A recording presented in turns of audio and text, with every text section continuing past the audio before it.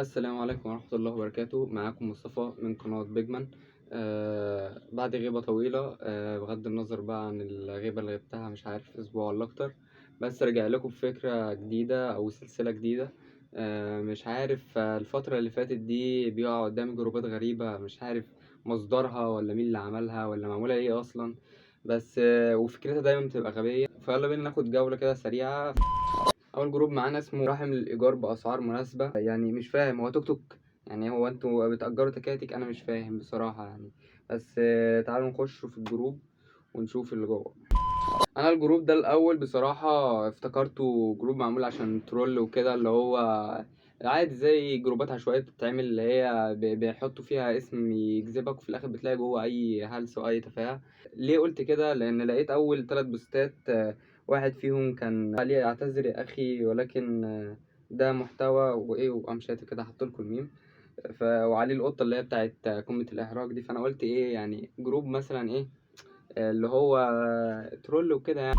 فالمهم دخلت في الجروب ده ولقيت كمية عبث، يعني بصراحة دماغي مش مستوعبة لحد دلوقتي. فحبيت نشوفها مع بعض سوا، فيلا بينا. اول بوست معانا بيقول: صباح الخير، محتاجه بنوته جار رحم في الزقازيق. انا مش عارف بصراحه، هو سؤاله هنا هو محتاج بنوته لجار ولا رحم بنوته لجار بصراحه، لان هو في الحاجتين حرام وغلط. فانا مش فاهم، مش قادر احدد الغلط ولا الحرام فين بالظبط. فاتمنى توضح يا مستر فهد، ايه طلبك بالظبط، علشان بني قريش اللي في الجروب معاك يشوفوا طلبك ايه ويعرفوا ينفذوا لك، لان في ناس في الكومنتات مستغربه ومش فاهم انت عايز تطلب ايه. صباح الخرا. واحده تانية بتقول: السلام عليكم، متاح تأجير رحم لإيجار بويضات للبيع للجدات فقط، عمري 25 سنة. سنك 25 سنة شابة، ليه بتأجري رحم وإيه ليه يعني؟ فاهم انت ايه الأزمة المادية او ايه البلوى اللي في حياتك خلتك يعني تأديك لكده يعني؟ انا عمال اتخيل برضو مش موصله لي اي حاجة. ده اللي بيعمل كده ده هو طالبة معاه حرام، فاهم؟ هو مش اي أزمة ولا اي حاجة، هو طالبة معاه حرام. الحاجة منال المديرة هي اللي هتراضينا.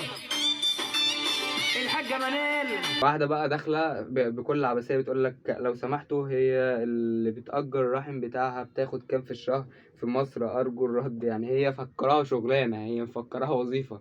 أنا النهاردة ألبس البدلة وأخش على المكتب بتاعي أجر الرحم بتاعي فاهم؟ هي القصة معاها واخدة محمل شمال خالص، أو هي لسه فيها براءة الحلال، فمش فاهمة الحرام ماشي إزاي. فالناس بترد عليها في الجروب بتقول لها: أنا عندي رحم للإيجار والبيع، يعني أو للبيع. هتبيع رحم مش هتأجر، هتبيعه كله، فاهم؟ ففكرة مخيفة فشخ، مش فاهم. الناس اللي جوه دي مش بايعة حياتها، هي بايعة رحمها حرفيا. وفي واحد بقى اسمه محمود بيقول: وانت عاوزة حد يأجر ليكي ولا انت اللي هتأجري رحمك؟ اللي هتأجري عامة يا محمود، انت عار على الصعيدة ده مبدئيا. تاني حاجة ان الفرق معاك انت هتبيع ولا تشتري، بس هو ده الفرق معاك يعني.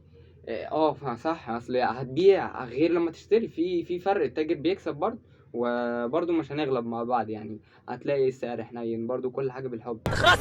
واحد بقى منزل: يوجد طفل للجدين فقط. طفل يعني مش راحم بقى ولا هيبيع ولا هتأجر، لا ده هتبيع طفل. فانا كنتش فاهم بصراحة البوست ده، فاكره هزار او حاجة. ببص لقيت الناس في الكومنتات بتقول مهتم وتم وابعت خاص وتواصل خاص ولو زرقاء، وواحدة بتعلق عليها بتقول لها: يوجد معي طفلين، فاهم؟ حديثي الولادة. فانتوا بتعلقوا على بعض في ايه انتوا؟ طب ماشي، ما تفوقوا يا جدعان، دي بني ادمين مش بتاعتكوا اصلا. يعني اكيد ده ممكن يكون طفل حرام او حاجة، لان هي تبيعه كده، لان مفيش ام يعني هيهون عليها ابنها. مش عارف ولا في، ولا انا معرفش بصراحة، اصل الزمن ده ما بستغربش منه حاجة.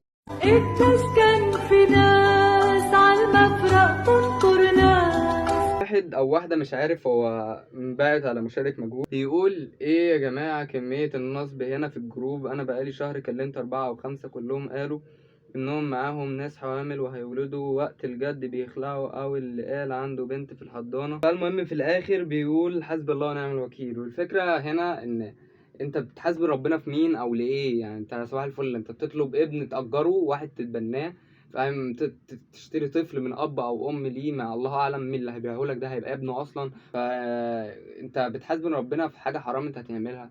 فهو المشكله اللي في الكومنتات بيدوله حلول، اللي هو مش انت مش عارف تحل الموضوع ده، احنا هنحلهولك، احنا هنعلمك تعمل ازاي الغلط صح، فاهم. واحد منزل او واحده مش عارف اسمها الام البديله، اسماء غريبه، اسماء بوتات تقريبا ولا ايه ده. هل تعنون من العقل؟ لدينا الحل. الام البديله هي الحل الامثل رحم للايجار مقابل مبلغ مالي. الناس جوه بقى ايه 35 تعليق هيصه جوه، جايين ولا كأنهم ناس مخصية داخلة، فاهم.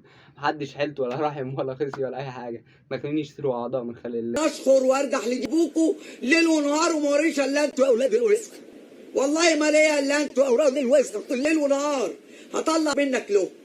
واحد منزل بقى ايه، هو ساب الاسم الجروب خالص وما اعتمدوش، وقال لك ايه موجود سائل منوي الايجار اللي حابه تحبل، فاهم، تحبل مش تحمل. فده بقى ايه، شاف الناس كلها بتأجر رحمها، قال لك انا حيلتي ايه، انا اشوف انا حيلتي ايه واقدم، فاهم، حب يساعد برضه يعني. واحد بقى منزل احب اتبرع بحيوان منوي، حيوان منوي واحد، فاهم، مجانا دون مقابل، اللي محتاج يجي. يا اخي يعني انت، هو المفروض دلوقتي قدامه الحيوانات المنويه بيفرقها، فاهم، اللي هو ده مجاني، ده مشوه، ده هبيعه مجاني وده هبيعه بمقابل، ودول مع بعض هيتباعوا انت بتقسمهم ازاي؟ الله يخرب بيت امك. وبعدين اشمعنى حيوان منوي واحد؟ والفكره يعني انت داخل ليه تقول مجانا؟ يعني على اساس ان انت مستني.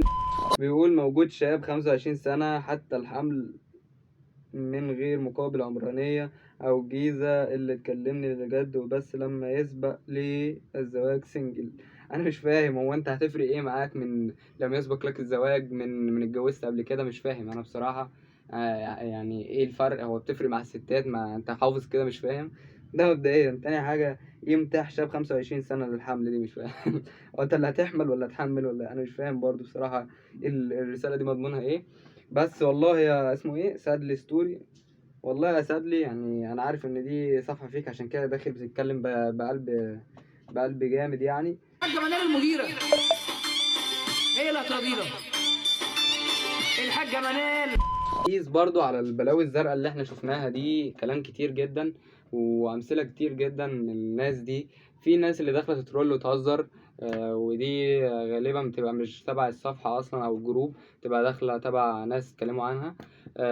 فدول ما لهمش علاقه باي حاجه. الفكره في الناس اللي واخده، او في الصفحه دي من زمان، من ساعه ما اتعملت، او في الجروب ده يعني من ساعه ما اتعمل، واخدين الجروب على محمل جد، وداخلين فعلا ان هم يعملوا صفقات ويبيعوا ويتاجروا في الحاجه دي. واللي مش واخدين بالهم منه ان في حاجه اسمها مباحث انترنت، وفي حاجه اسمها مؤسسه كامله معموله عشان الاشكال اللي زي دي. فعاجلا او اجلا الجروب ده هيتقفل، لان دي جواز اعضاء رسمي، فاهم.